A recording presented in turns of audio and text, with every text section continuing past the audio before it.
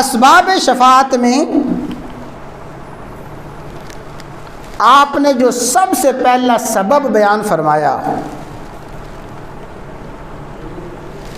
صحیح احادیث میں وہ سوال ذکر کیا گیا ہے۔ ظاہر ہے کہ وہ صحابہ کرام رضوان اللہ تعالی علیہم اجمعین جب رسول اللہ صلی اللہ علیہ وسلم سے شفاعت کے فوائد، شفاعت کے منافع سنتے تھے کہ میری شفاعت کا یہ فائدہ، یہ نفع ہوگا،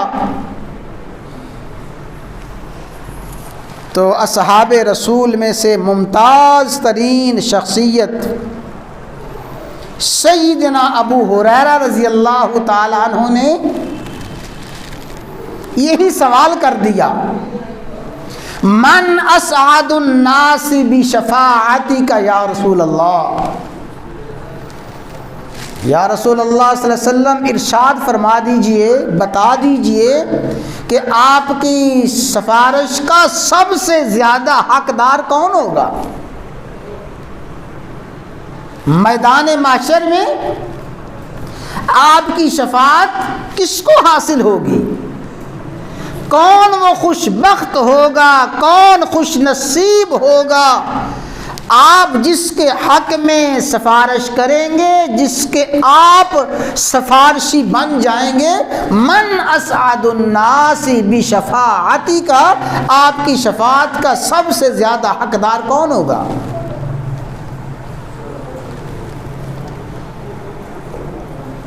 تو آپ نے اس سوال کے جواب میں فرمایا، اسعد الناس بشفاعتی یوم القیامہ، میری سفارش کا مستحق وہ ہوگا، اسے میری سفارش فائدہ پہنچائے گی، من قال لا الہ الا اللہ، جس نے لا الہ الا اللہ کہا ہوگا لیکن خالصا من قلبہ، خلوص دل کے ساتھ، خالص دل کے ساتھ، خالص نفس کے ساتھ، اپنے دل و دماغ کے خلوص کے ساتھ لا الہ الا اللہ جس نے کہا ہے، خالص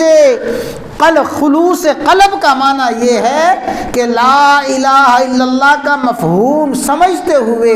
لا الہ الا اللہ کا مطلب سمجھتے ہوئے اور لا الہ الا اللہ کے مفاہیم کو سمجھتے ہوئے جس نے لا الہ الا اللہ کہا ہے،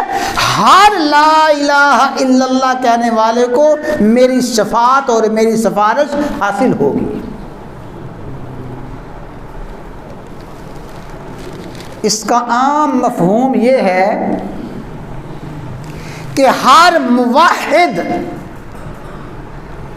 ہر توحید پرست عقیدہ توحید میں مرنے والا، عقیدہ توحید کی حالت میں جس کی موت آ گئی ہے، اسے رسول اللہ صلی اللہ علیہ وسلم کی سفارش ضرور حاصل ہوگی۔ اور اس کا مفہوم مخالف یہ ہے کہ اللہ نہ کرے جس شخص کی حالت شرک میں موت آ گئی، مشرک کو رسول اللہ صلی اللہ علیہ وسلم کی سفارش اور کسی بھی سفارش کرنے والے کی سفارش کوئی فائدہ نہ پہنچائے گی۔ تو اسباب شفاعت میں، اعمال شفاعت میں سب سے پہلا سبب یہ ہے کہ جس نے خلوص دل کے ساتھ لا الہ الا اللہ کہا ہوگا، اسے رسول اللہ صلی اللہ علیہ وسلم کی سفارش حاصل ہوگی۔